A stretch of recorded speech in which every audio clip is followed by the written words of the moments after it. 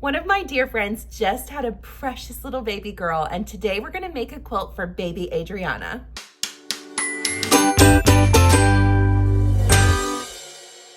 I feel like a baby quilt is one of those things that if you're like brand new to sewing, you're like, I could probably handle a baby quilt. It's not very big, probably not a whole lot involved in it. And you're right.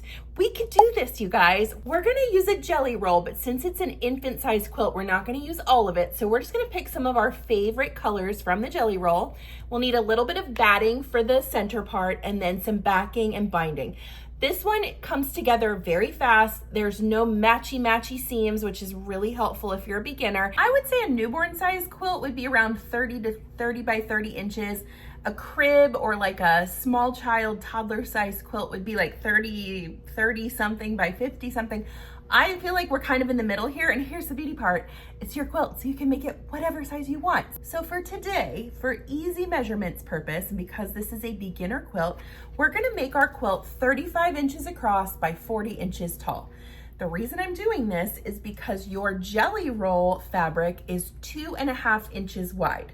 When you take off the seam allowance, a 1/4 inch on either side as you sew these strips down, that leaves you with 2 inches of jelly roll exposed. And when you multiply 2 by 20, you get 40 inches. So that makes it easy. We're gonna do 20 strips and we're gonna cut them all down to 35 inches across. That just keeps it simple. One of the reasons I love jelly rolls is because they are already coordinated for you.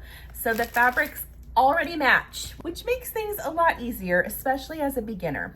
I got this jelly roll on Amazon and I think I paid around $20 for it. Look at this beautiful colorway that we've got here. I'm just gonna pick the 20 fabrics that I like the best in this jelly roll and save the rest for another project. Typically a jelly roll strip is gonna be 2.5 inches wide by 44-ish inches long, which makes it perfect for a lovely beginner-friendly striped baby quilt. So I'm gonna take a minute here and lay out my favorite 20 from this stack. You do the same, and then I'll meet you back here and show you how to sew this together.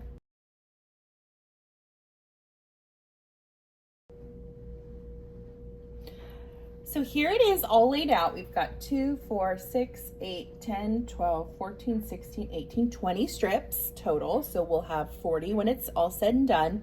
And as I'm looking at this in the camera, I kind of like it. I like that it fades from color to color. I think it's pretty. So I'm gonna sew this the way it is. You can switch your fabrics any way that you like. This is your project, honey. Nobody's gonna be over your shoulder telling you how to sew these. The other thing I'm not going to do is trim these down yet. The reason I'm doing that is because, especially if you're a beginner, your seams may not all match at the ends. You may be still kind of figuring things out. If you just leave these in their long state, when it's time to trim this down to the size you want, then you can. Also, I'm saying 35 across, but I may finish this and say, I'm just gonna leave it, or that's way too big, or we can adjust it as needed. But for this project, I would just sew it all together. That way, whatever you cut off the end, you can always use for another thing. You can make a little tote bag out of it, whatever you want. Nothing goes to waste in my sewing room. Let me show you how to sew these strips together. Okay, my sweet little angels, we are gonna start putting this together. I have these already laid out over here, so we're just gonna work from bottom to top. I'm gonna take my first 2 strips, place them pretty sides together. Now, if you have a directional print, none of mine are directional. Directional means like if these flowers were all facing like a certain way and you needed them to be facing up for whatever you're doing, pay attention to that. But these are kind of like willy-nilly and all over the place, so it doesn't really matter. I'm gonna lay these together. Now, I am not gonna pin or clip these. I don't actually recommend that you do that either because it's sort of a waste of time. We're gonna be every few inches realigning everything with our hands. So you don't need to be stressed out about trying to pin or clip it. I think we get in our heads about that stuff and it sometimes doesn't really help you in the long run. For my machine setup, I am using regular cotton gray, light gray thread because I've got so many colors in this project. I don't wanna commit to a green or a purple. A gray is sort of right in the middle. And my needle is a universal 80-12. My stitch length, I'm going to set to a 2.5. And the presser foot I have loaded here is called a 1/4 inch quilt foot with guide. And what this is your needle is going to be centered right over this circle, and the distance between that circle and this little wall over here is exactly 1/4 of an inch. So it's very helpful as you're beginning your quilting journey to get one of these feet to help keep you on track, because I think that's a hard thing to do, is remember to keep your eye on the prize the whole time. We are going to load this in and make sure your needle is centered over that circle and just start a sewing. So I'm working my way down, but I see that, you know, some of these are getting a little bit misaligned. So I'm gonna stop and with my hands just sort of reassess the situation. And I like to put my finger right here, and I know that from here to my finger is good. So if I hold on to it and just let it move with my hand, once I get to right around my presser foot, I will stop, put my finger back down where I know everything is stacked correctly, and work my way up, and just keep doing that over and over again. My eyes are watching where my fabric is lining up to this little wall on the side of my presser foot.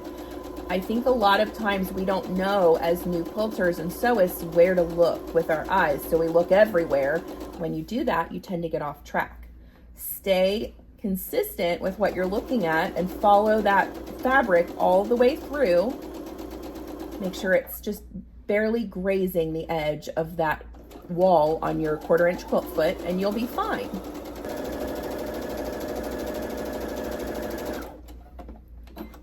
Cut your thread, and then look at you. Look at that. It's beautiful. You're doing good. This is just what you do the whole way up, right? So lay your piece down, grab your next jelly roll strip, pretty sides touching, load it in, and do your 1/4 inch seam. Y'all, that's it. That's all you have to do to sew this quilt top together. This is why it's such a great beginner project, because we're not stressing out about matching up seams or trying to make things perfect. Well, first of all, if you follow me for any amount of time, you know that I do not expect you to be perfect ever.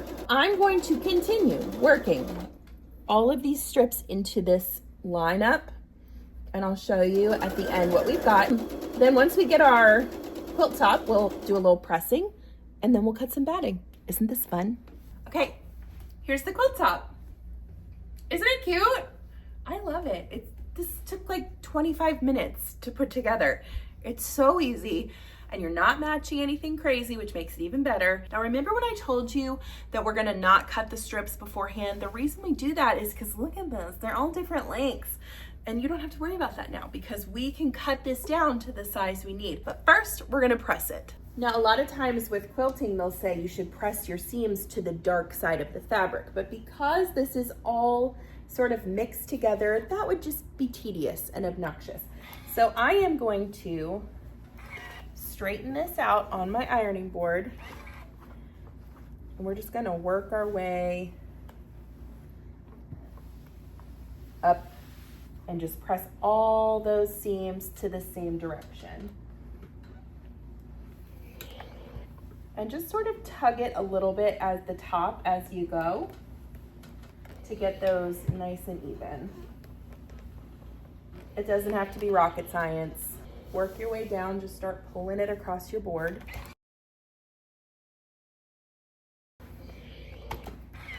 Once you get it all pressed the way you want it, I like to flip it and work across this way as well. Flatten it out with your hand, get those seams going the right way. Oh, this is gonna be so cute. I love it already. As I said before, we are going to trim this down to the size that we want. So let's double check the length and see. We should be at like 40.5 inches or 40.25, somewhere around there. 40.5, perfect. I'm gonna fold this in half just to make it a little easier to cut. And then I am going to shoot for 35 inches. So the first thing I'm gonna do is square up one end. Get it nice and even. Okay, we've got one end nice and squared up. And I'm gonna count 35 inches down and square that end.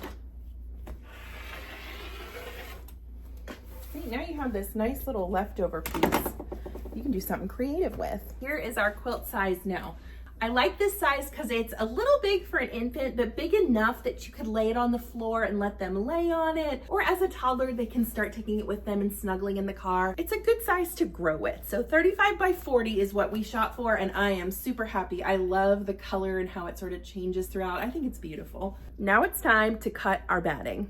I've got this nice little orphan piece of batting that was left over from another project, and I think it's right about the right width. So let's see if this is a good, you want it to be a bit bigger than the quilt that you're making.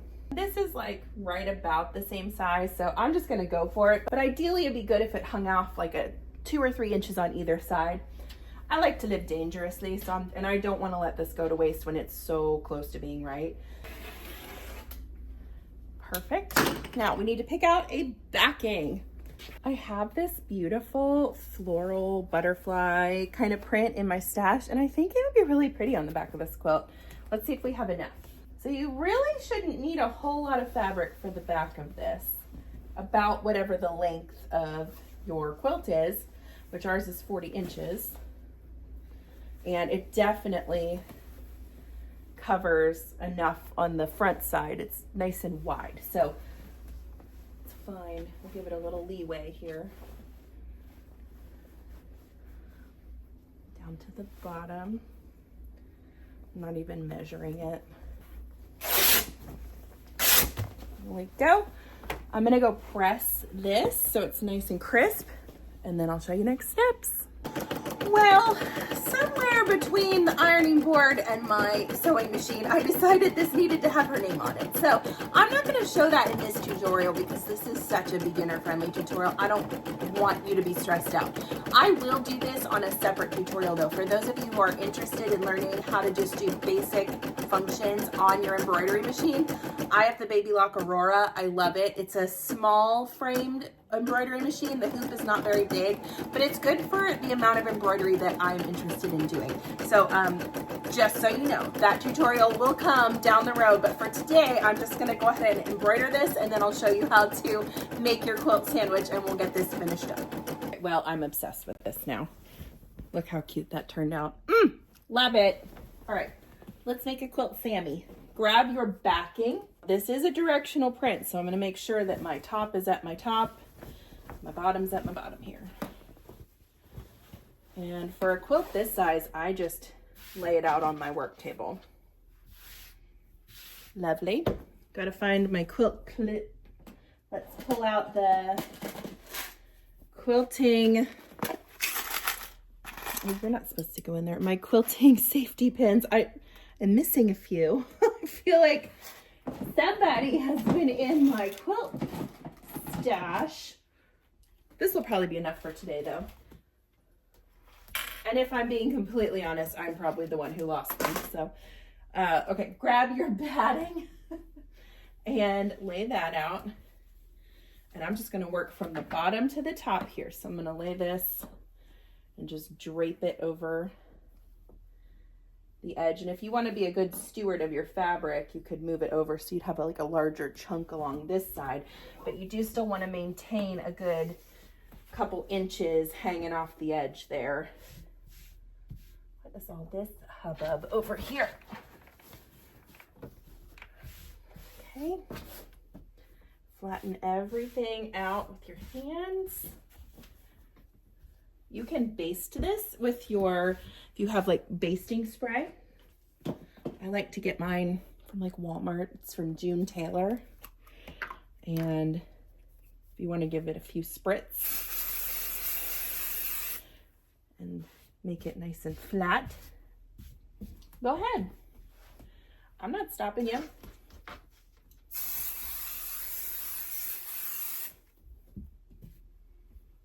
Take your quilt top and lay that out. It's so pretty. So pretty.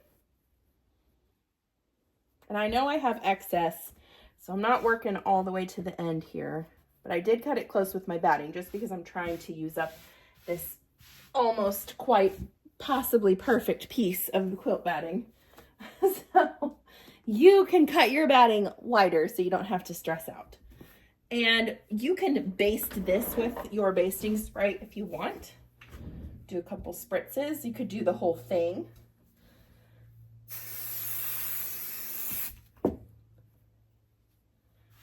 And that helps get it nice and flat. And if that's all you want to do, that's your prerogative. I'm going to use some safety pins because that makes me feel more secure. So I'm just going to work in some sections here. Everything's nice and flat and even. Grab your safety pins and just start pinning the heck out of it. Trying to decide how I want to quilt this. Well, I guess we'll keep it simple today since this is a beginner-friendly tutorial, but it is a good opportunity on these smaller quilts to give something like free motion quilting a try. And I have some videos where I show you how to set up free motion quilting. You can do that on most domestic machines. And while those words may just strike fear into your heart, they're really not so scary. Once you do a little bit of practicing with it and get the hang of it, free motion quilting is a very quick and freeing, if not to like be redundant, but it's like you can do it in a very specific pattern, but free motion quilting can also just be nice loop-de-loos and very easy and chill. That's one thing I love about it. But for today, we'll probably keep it simple and do some either wavy lines or straight lines. You could also use a zigzag stitch. That would be pretty. I'm gonna stick with my gray, my light gray thread to quilt this because I think it'll blend in the best. Although now that I'm looking at it, I might do lavender. I don't know. I love these purples and greens. It's such a nice breakaway from your traditional girl colors that like when you think baby girl, you're like, oh, pink and pink. But these greens and purples remind me sort of like an English garden, something beautiful. Just like little Adriana is. She's so cute. I got to hold her the other day and she's like a little peanut. She's so tiny. Still looking good with the batting. I'm gonna roll it up one more time. I just roll it as I go. And that's, again, why I love making infant or crib-sized quilts, because they're so small that you can get them done in an afternoon. And they can be done like completely on your table. You don't have to try and sprawl out on your living room floor to try and get it basted. So I'm gonna finish pinning this and then I will somehow during that time decide how I'm gonna quilt this, and I'll check back in with you shortly. I decided to put white bobbin thread in the bobbin because the back of this is primarily white and I want it to just blend in. And for the top, I have this beautiful Floriani, it's like a silky looking thread. It's an embroidery type thread. And it's almost like a grayish lavender. And it just looks gorgeous on this fabric. So I'm gonna do that. And I think that's something that we may not always think about when we're beginning sewing, is that you can use different colors in the top and the bottom. So anything that's in your bobbin will show up on the back of your project. And anything up here on top is going to be on the top that's facing you, the part that you can see. That gives you a little bit of flexibility in what you're doing, which I think is fun. Ideally, for this, you would probably want to use a walking foot, but I am assuming that you are the most beginner of beginners and you don't have a walking foot, or you don't know how to use one, or it just scares the living daylights out of you to think of a walking foot, and so that's okay.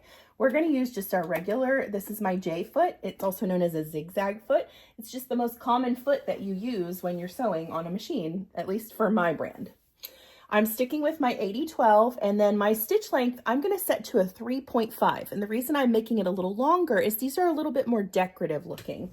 And we're just going to do straight stitches, and I have decided to keep this as simple as possible, that we are just going to sew on either side of every seam. And we're going to start in the middle.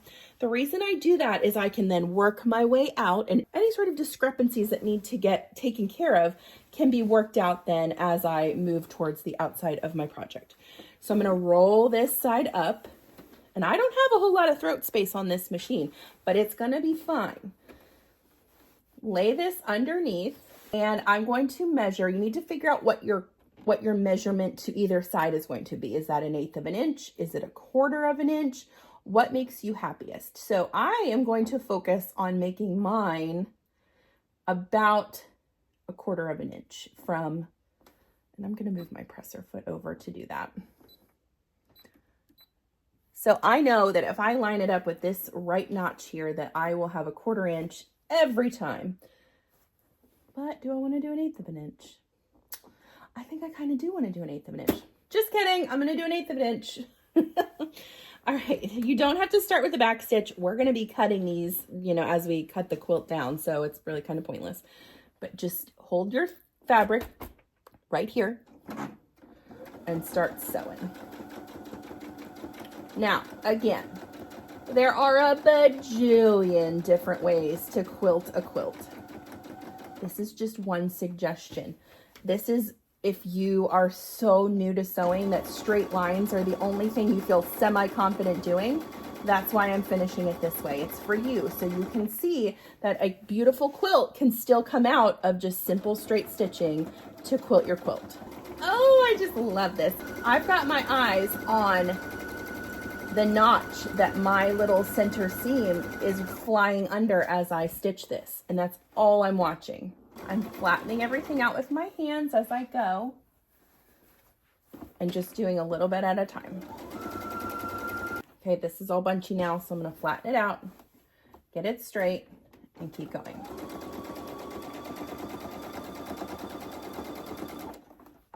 Cut your thread. And this is what you've got, just a, whoops, just a nice straight line, okay?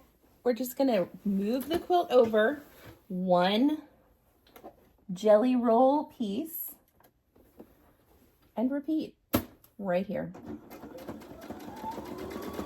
You can totally do this. All right, so there's rows 1 and 2. I'm just gonna keep working my way up. I'm going to always be sewing to the left of my seam, and then I'm going to work my way to the bottom.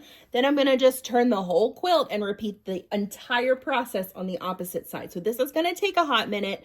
Listen to a book on audio, call your mother, whatever you need to do to keep busy, but don't lose sight of that notch that you're following. That's how you'll get nice straight lines. So if that means that you just turn off all the craziness and focus, that's okay too. I am going to quilt my entire quilt, and then I'll meet you back here, and I'm going to show you how to finish it up. We're going to then trim it down, and we'll put some binding on it and call it a day. And you're doing great. If this is the first time you've ever made a quilt, I'm really proud of you. It's not the easiest thing, and yet it's not the hardest either. It just takes practice. The more you do it, the more comfortable you're going to get. So keep going. You can do this. Your quilt's going to be beautiful. Trust the process. See you in a minute. I just finished the first set of stitches on this quilt, which is to the left of all, like basically above every stitch line. And now I'm going to go back through and stitch underneath every stitch line. The reason I'm stopping is if this is enough for you and you decide that this is just enough quilting, then that's okay. They're close enough together that your quilt will hold together fine. For symmetry, I'm going to do mine on both ends. If you are going to move forward with another set of stitches on the other side of your seams, just a quick note, check your threads. Make sure that you have enough bobbin thread. It's a good time to just stop. Also get up and like stretch your legs for a minute, get a drink, take a break. Your eyes get tired after a while. Your brain gets tired of focusing on that one knot. So don't be afraid to walk away from your project for a few minutes if you need to. And a few minutes could be a day. If you want to come back to do the rest of it tomorrow, you've been working hard. Just remember to take care of yourself while you're sewing and quilting. The seams are sewn. Oh, that's cute. Simple, but yet quilted, and it looks beautiful on the front and the back. Look how pretty those lines look on the back. Straight lines are perfectly acceptable ways to quilt things, people. Nobody needs to be all up in arms about making it look all fancy schmancy. I think this looks darling. It's time for one of my favorite parts of making a quilt, and it's when we even up all the edges and make it look really pretty and crisp and square. So I'm just gonna grab my rotary cutter and my acrylic ruler, line it up on the edge here, and trim right up to that. Pull it down and just repeat this on all 4 edges. I am so thrilled about this. I hope she loves it. I'm gonna keep squaring. I'll meet you back here in just a sec. Okay, here's the quilt. Oh, it's so pretty. There's the back. Perfect little baby quilt. Measures 35 on the dot and 40 on the dot. It's perfect. Now, we need to make some binding for the edges. If you're new to sewing and you don't want to make binding, you can buy binding at a craft store. I like to cut my binding 2.5 inches wide. And then when you fold it over, it ends up being 1.25 inches wide. So however that looks for you. I know that I need 40 plus 40 plus 35 plus 35. So that's 80 plus 75. We'll round up. We'll say we need around 175 inches. It's probably way more than we need, but I'd rather have more than not enough. So I'm going to shoot for 175 inches of binding for this. You could technically, if you wanted to do kind of like a piecemeal binding, these are already 2.5 inches. You could just sew some of these together and have sort of like a hodgepodge, patchworky type of binding on your quilt. I was considering using this backing, since I have like a little bit left, as I think I'm gonna do it. I think that would be cute. So why not? I'm gonna cut this down to 2.5 inch strips.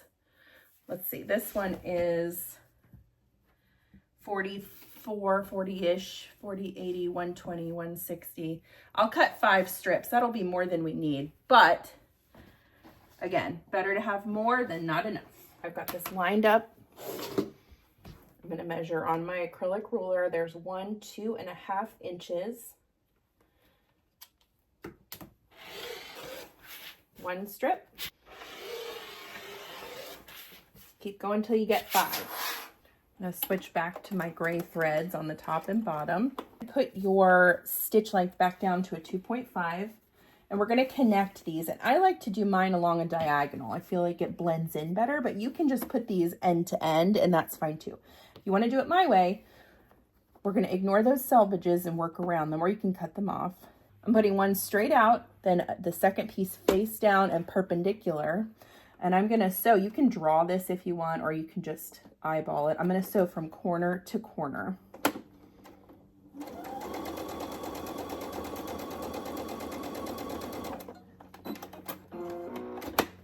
You can see it creates a nice little diagonal edge. Go to your next end, grab your next piece, and do the same thing. This is so easy. It's all it takes. And keep doing that till I have 1 long strip. Once you have all your strips sewn together, find these little intersection points, and you're gonna trim the seam down to about 1/4 inch and get rid of these tails. You do that all the way across. Got our strip all trimmed and beautiful. Find an end. You're gonna fold it down so that the wrong sides are touching and your pretty sides are facing out, and press this, just 1 single fold. That's all you need to do. Try and get those raw edges as even as possible, because that will help with your accuracy when you go to sew this binding on. And when you reach one of those seams, just fold the seams down so that they lay as flat as you can make them, and keep going. And then you'll have a nice long strip of binding. It's binding time, woohoo! If you still have your selvage edge here, trim that off. Don't start at a corner, start somewhere along an edge. For some reason, I always choose the bottom right. I don't know why. Do you have any quilting things like that there's no reason for you to do it that way, but you always do? That's me. It's bottom right corners where I always start my binding. Now, you're not going to start stitching at the very edge. I want you to lay it along the raw edge and go about 3 inches down. Line it up at your 1/4 inch notch on your presser foot and lay it nice and straight. Do a back stitch and start working your way towards the corner. Maintain that 1/4 inch. When you get about a 1/4 inch away from your edge, I want you to stop. Okay, I'm about a 1/4 inch now. I'm going to back stitch and I'm going to cut my thread. It feels weird, just stick with me. Lift your presser foot and pull it out and turn that corner so that the next row is now facing your tummy. Fold this edge up on your binding. Okay, so you've got a straight line going towards the corner here. See that? And then you're going to fold it down so that you have this little triangle sticking up. And that's going to create a lovely mitered corner for you. And I'll show you how that ends up once we finish sewing the binding on. Line everything up so it sticks straight. Start a little bit in and back stitch to the edge. Line it straight and sew at that 1/4 inch, making sure your raw edges of your quilt and your binding are lined up nice and straight. And that's just a little bit at a time. You're not sprinting through this. You're going to sew for a couple inches. Things are getting wonky. I'm going to stop, wrestle your quilt a second or two and get it straight again. You can clip this if you want to or pin it, but this is one of those things that you're going to be maneuvering so much that you're really just going to be taking those pins and clips out, and they're not holding things exactly where they need to be anyway. So it's totally up to you. I understand the comfort that those bring to people, and if you feel better using them, that's fine. Nobody is here to tell you that you're doing a bad job, because you're not. You're doing an awesome job. This is a lot of work, and I'm proud of you if you've stuck with me this far. We're reaching that end again, so I'm going to sew up to about a 1/4 inch away from the edge. Back stitch 1 or 2 times. Cut your thread. Pull it out. Turn it. Show you again. Fold it up so that you have a nice straight line going towards the corner, and then fold the binding down. And when you do that, it'll create a nice little triangle that's sticking up. And that is your mitered edge. Lay it back under your presser foot, back stitch 1 or 2 times to the edge, and then start sewing in on that binding again. Okay, I will keep working around my quilt, and then I'm going to tune back in with you once we get to the end where those 2 end pieces need to somehow attach, and I'll show you how to do that when we get there. Okay, we are at the meeting point of our 2 raw edges. So I've got about 2 inches hanging out here, and I am going to, I'm stopped with like about 2 inches on the other side. I'm going to lay this down to where my stitches start down here, and I'm going to cut it right around that spot. I'm going to take this piece, fold it in on itself, and then fold that back over. And what that does is it creates a finished edge. Now all I have to do is lay this right in that little divot, flatten it out again, make sure all my raw edges are lined up nicely, and then just keep sewing. That wasn't so scary, was it? Nah. Okay. Flatten it all out again. And as you reach that crisscross of the 2 fabrics, just push them down and join them as seamlessly as you can. It doesn't have to be perfect. Keep stitching over them until you reach your first line. Overlap a little bit and then back stitch. Cut your thread, and you just attached binding. Oh, so cute. Let's go press it. Before I sew this onto the back, I like to lay it out and flip this out so that I can press right in that seam and make sure that the binding is trending towards where I'm going to eventually get it to, which is the back. Gives you a nice crisp front. Now, when you get to these corners, I just stick the pointy part of my iron into that corner and press a little bit. That's all we have to do with that right now. Press all the way around the front of your quilt, and then I will show you how I like to hand bind. Now, if you want to do this on your machine, you can just fold this over, clip it, and then sew from the front right in the ditch, or you can do it at like a 1/4 inch away or 1/8 of an inch away, whatever suits you. I like doing it by hand because I am more accurate with my stitches that way. When I try and stitch in the ditch, and this is just, no matter how much I practice it, I'm just not great at it. I've never been. And when I try and hide those stitches, I just feel like it just looks messy. So if you're looking for somebody to teach you how to do that better, I'm not your girl. We all have our things, right? That's my thing. I don't think I have the patience to try and get it perfect. And when I am sewing it by hand, I know exactly where those stitches are going, and I can catch it correctly on the front and the back side. So it's really a matter of your preference. But today I'm going to show you how I hand stitch, because that's what I want to do.